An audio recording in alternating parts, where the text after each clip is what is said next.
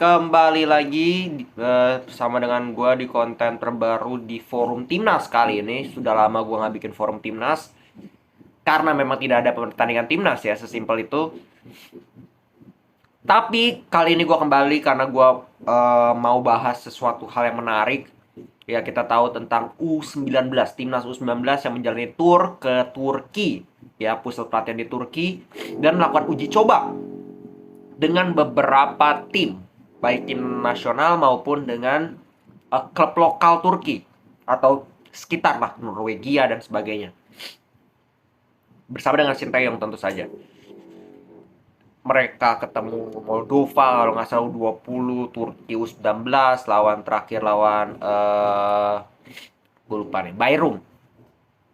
Nah, yang menjadi menarik adalah di pertandingan kemarin melawan Bayrum SK itu ada dua pemain yang dimainkan untuk pertama kalinya bersama dengan timnas U19, yaitu adalah Justin Hubner dan juga Ivar Jenner.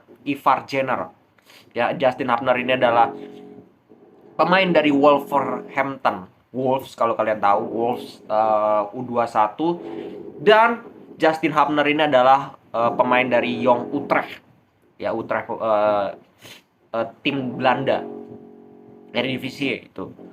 Eredivisie. Ya, cuman U21-nya. Yang ada si Bagus Kavi dulu kan. Nah, yang menarik adalah komentar dari penonton sepak bola yang menonton langsung secara live gitu. Mereka memuji Justin Hubner dan juga si Ivar Jenner ini karena mereka kelihatan luar biasa sekali, jomplang sekali ibaratnya dengan pemain kita secara kualitas, secara passing dan sebagainya, secara visi lah. Gue nonton highlights beberapa kali mereka sentuh bola, mereka penampilan mereka bagaimana, dan memang kelihatan di situ bahwa ini dua pemain beda ya. Ini dua pemain beda dalam arti bukannya gue mendiskreditkan pemain asli kita, enggak. Tapi secara secara teknik dasar itu berbeda. Ya, bagaimana mereka passing, kontrol, kapan harus dribbling, positioning, dan akurasi itu yang penting, akurasi passing. Beda sekali. Ya, mungkin Ivar Jenner nggak terlalu kelihatan karena di center back. Si Justin Hubner ini punya peran yang cukup besar kalau gue bilang. Berapa kali dia jemput bola, dia passing, dia sirkulasikan bola, dia kirimkan crossing dengan akurasi baik di saat timing yang tepat, di trupas, dan memang kalau gue bilang sangat membantu ya, menjadi amunisi baru nih untuk timnas kita. Jadi gak terlalu tergantung terhadap 1-2 pemain, tapi semua pemain punya peran yang cukup merata di timnas kita. Nah, yang menjadi permasalahan adalah yang tadi gue bilang, ya sudah gue senggol, bahwa dibeda-bedakan nih antara timnas, antara pemain naturalisasi ini, bidang naturalisasi atau keturunan, dengan pemain lokal asli ya, pemain seperti Hoki dan kawan-kawan. Pertama, apakah gue setuju terhadap naturalisasi? Gue tim yang setuju. Naturalisasi itu ada, tapi naturalisasi yang gue maksud adalah naturalisasi yang seperti ini.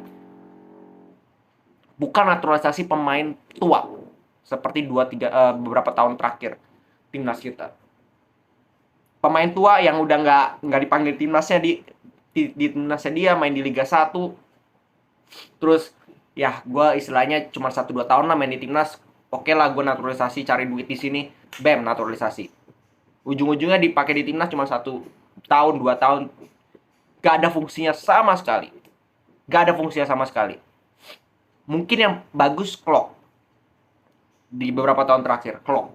Cuman gue pun gak terlalu setuju karena ujung-ujungnya kayak kita pakai pemain asing doang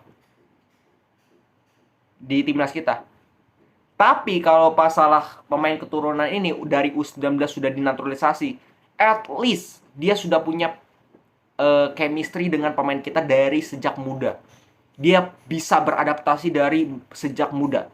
Sehingga yang namanya tekanan itu nggak terlalu besar dimiliki oleh dia. Karena di tim junior, beda dengan tim senior, semua pemain dituntut main bagus. Kalau di tim junior, biarkan dia berproses dan lebih menyatu dengan pemain kita, which is really good kalau menurut gue. Ya, jadi gue setuju. Kalau nggak salah ada pemain Jong Utrecht juga, Shane Patinama, itu juga eh, katanya itu akan dinaturalisasi. Ini pemain-pemain yang menurutku bagus untuk dinaturalisasi, pemain muda, masih punya prospek jangka panjang, dan mulainya juga dari bawah. Mulainya bukan langsung pemain senior, tapi dari U19, dari U23. Sehingga mereka juga merasakan apa yang dirasakan dengan pemain-pemain lain, pemain-pemain asli Indonesia, bukan keturunan, yang bukan naturalisasi. Ya, jadi gue bilang itu yang pertama. Jadi gue setuju terhadap naturalisasi, cuman yang seperti ini naturalisasinya, yang dari muda, yang invest jangka panjang. Yang kedua, kok bisa beda banget ya? Kualitasnya kelihatan di satu pertandingan kemarin, walaupun baru satu pertandingan, Justin Hubner, Ivar Giana dengan pemain-pemain lain. Kenapa bisa beda? Ini gue bilang berkali-kali bahwa yang salah di kita itu adalah pendidikan sejak usia muda. Pendidikan apa? Pendidikan tentang teknik dasar sepak bola. Fasilitas, sarana itu nggak ada. Kelihatan beda sekali pemain yang di Eropa sudah terdidik di SSB, yang sudah memang matang. Teknik dasar itu bagus. Sedangkan di kita, bagaimana kita mau menjadi pemain sepak bola? Gue bilang, talenta kita itu one of the best. Cuman yang menjadi permasalahan itu sarana kita. Bagaimana kita latihan di sawah, bagaimana kita latihan di lapangan yang gerudak-geruduk, mau passingnya bagus, ya forget it aja. Ya, ini yang harus menjadi perhatian, bahwa kok kayaknya walaupun mereka statusnya sama nih, sama-sama pemain timnas U19, ada perbedaan. Ada perbedaan yang sangat signifikan dalam pola pandang kita sebagai supporter terhadap pemain naturalisasi dengan pemain lainnya. Padahal semuanya sama. Harusnya kan seperti itu. Harusnya kan sama. Ya, kedudukan mereka sama-sama pemain U19. Tapi beda cara mainnya, beda visinya, beda first touch-nya, beda passing-nya, beda keputusannya, beda kematangannya. Kenapa bisa seperti itu? Nah, ini yang harus menjadi pertanyaan. Ya, jadi gue tidak bisa salahkan pemain kita juga, karena pemain kita ya mereka gue yakin sudah bekerja keras, sudah punya talenta juga. Cuman bagaimana fasilitas itu mendukung atau tidak, itu kan menjadi persoalan yang lain. Dan itu yang menjadi perbedaan. Jadi bukan kualitas yang beda kalau gue bilang, tapi bagaimana perlakuan yang didapat itu beda sejak kecil. Fasilitas yang didapat itu beda sejak kecil. Sarana itu beda sejak kecil. Maka dari itu, kalau gue jadi pemain timnas ya, walaupun sedikit berandai-andai, gue tidak akan minder. Dan gue harap pemain timnas kita juga nggak minder, yang lain ya maksudnya. Lu lihat contoh yang datang ini, pemain yang jauh lebih bagus daripada lu. Kalau misalkan lu punya mindset seperti itu, lu harus belajar dari dia. Lu harus belajar cara mereka bermain seperti itu. Simple mainnya. Jangan ribet sendiri. Ya lu harus belajar, bukan justru minder. Ya gue nggak bakal ini lagi. Dia pemain yang jauh lebih terkenal, jauh main di Wolves dan sebagainya. Enggak. Justru mindset yang harus lu tanamkan adalah, oke, gue harus bisa jadi seperti dia. Karena ketika gue bisa menjadi seperti dia, ada kemungkinan gue bisa dilirik oleh klub Eropa, bisa jadi. Iya kan? Kalau mereka aja bisa di Wolves, bisa di Young Utrecht, kenapa gue nggak bisa? Yang akan menjadi masalah itu kan mental, mindset.